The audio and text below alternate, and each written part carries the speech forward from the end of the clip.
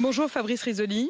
Merci d'être dans ce studio. Vous êtes le fondateur de l'association Crime Halt qui lutte contre le crime organisé. Vous menez des enquêtes, des recherches sur la question du crime organisé et de la drogue. Vous connaissez très bien ce milieu de la drogue.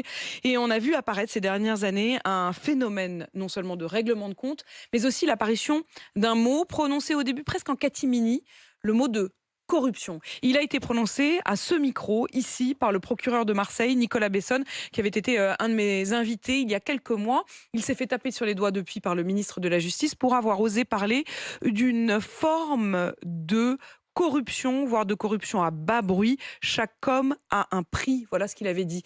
Est-ce qu'aujourd'hui, on peut dire que c'est un véritable phénomène installé en France? Est-ce qu'il y a une forme de corruption?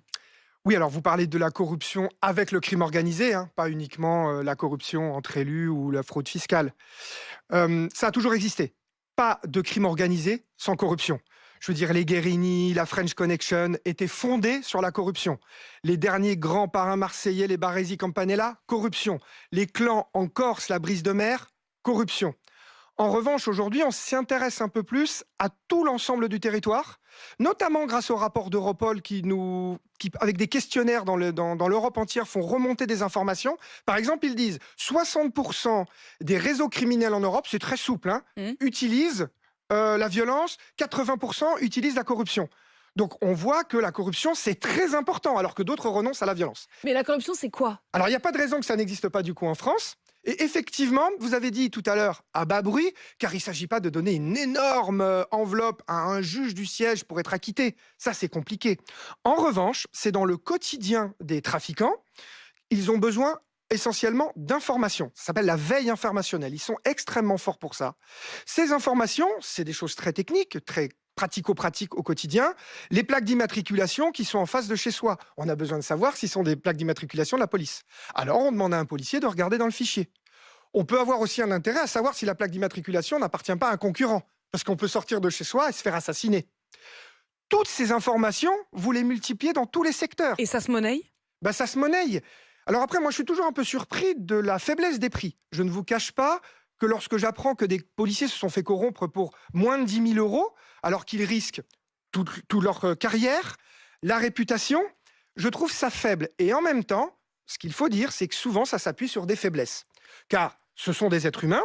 Alors, problème de santé, hein, je vous rappelle que quand vous avez une maladie chronique, même dans votre famille, votre épouse par exemple, vous avez une baisse importante du revenu conjugal, et voilà, vous avez du mal à payer vos crédits. Est-ce que ça veut dire aussi que peut-être au-delà de l'enveloppe d'argent, il y a aussi une pression, voire une violence, et qu'on accepte cet argent parce que de toute façon, on se dit au moins il y aura un peu d'argent et sinon de toute façon je serai sous leur pression? Alors, la définition de la corruption, c'est le pacte. On est d'accord. Nous sommes d'accord tous les deux. C'est une sorte de contrat. Corrompu, c'est un contrat. Corrompu, corrupteur, on a un intérêt commun. C'est la raison pour laquelle c'est très difficile de lutter contre, car aucun de nous deux n'a un intérêt à dénoncer l'infraction.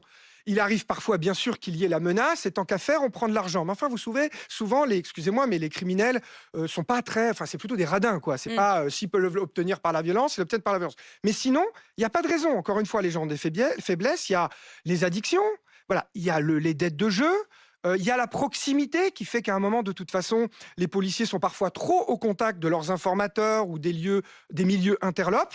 Et donc, il y a une proximité qui se crée. Alors, comme on le voit aujourd'hui, dans cette espèce de cas d'école avec la gardienne de prison qui est carrément tombée sous emprise. C'est ce que nous racontait tout à l'heure Nicolas Poincaré à 6h50 sur effectivement une forme là d'emprise qui est même plus de la corruption, qui est une sorte presque d'adhésion. Oui, il y a une adhésion aux valeurs du crime organisé, et en même temps, ça a pu débuter par des petites faveurs pour vous arranger la vie. C'est-à-dire, si vous avez un problème au quotidien dans votre immeuble, ou pour trouver un logement, on vous aide. C'est pas une enveloppe d'argent. Mais seulement une fois que vous avez mis le doigt dans l'engrenage, là, ça devient compliqué. Une fois que vous avez accepté un service du crime organisé, c'est très compliqué de revenir en arrière. Fabrice Risoli, 2 sénateurs rendent public tout à l'heure un rapport dans lequel ils donnent des chiffres. Ils disent que cette fameuse corruption que vous nous décrivez est en nette augmentation, plus 40% en 5 ans, et qu'elle cause des dégâts.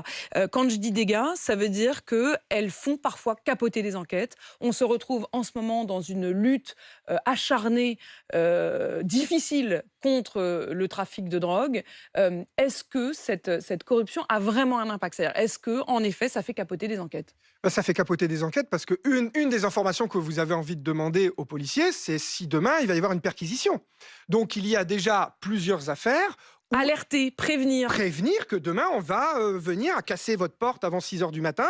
Et donc, Et faire en sorte donc que le trafiquant ne et soit c'est pas chez arrivé lui. que les trafiquants ne soient pas là, dans des affaires qui ont été effectivement découvertes récemment. Ça fait capoter d'une manière générale les enquêtes si le policier, comme c'est arrivé, le douanier à Orly ou ailleurs, lui-même permet aux trafiquants d'éviter le contrôle de douane arrivé à l'aéroport. Donc ça fait soit capoter le flagrant délit que font les douaniers en général, soit même lorsqu'il y avait une enquête en cours. Donc oui, ça fait capoter les Et ça se enquêtes. passe où? Ça se passe, vous évoquiez là les aéroports, c'est quoi? C'est les ports ou c'est même tout simplement le point de deal en bas de l'immeuble?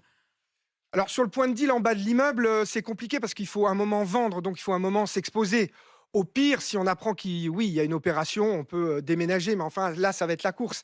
Euh, L'idée, c'est que la drogue, c'est fondé sur la logistique. Mmh. Ça emprunte toutes les voies commerciales classiques. D'abord le bateau des Andes jusqu'à la France, ensuite les routes. Récemment, dans la commission d'enquête, on a ouvert une voie pour parler aussi fluviale. C'est-à-dire qu'aujourd'hui, la cocaïne arrive au Havre et elle prend la Seine. Vous Mmh. voyez, par bateau de plaisance, par péniche, etc. Donc effectivement, à ces endroits-là, il y a des points sensibles où on peut se faire arrêter. Et si on peut avoir l'information qu'il va y avoir un contrôle, c'est quand même plus confort. Merci beaucoup Fabrice Rizzoli, à la fois de ces informations et même de ce récit. Je le rappelle, vous êtes l'un des meilleurs connaisseurs aujourd'hui de ce milieu du grand banditisme, fondateur de l'association Crime Halt qui lutte contre le crime organisé.